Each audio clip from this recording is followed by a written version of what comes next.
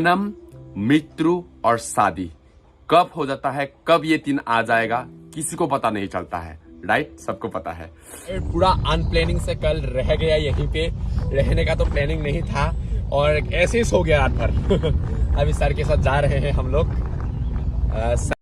अभी मोनू देउरी जा रहा है, गाड़ी लेके किधर जा रहा है आप लोग देखते रहिए वीडियो को अच्छी तरह।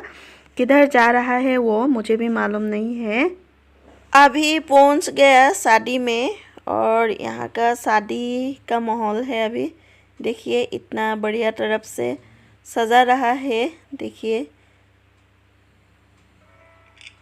एक्चुअली गाइस, मोनू देउरी का खुद का शादी नहीं है, उनका रिश्तेदार एक बहन का शादी है। वो अभी उनका बहन की शादी में गया है।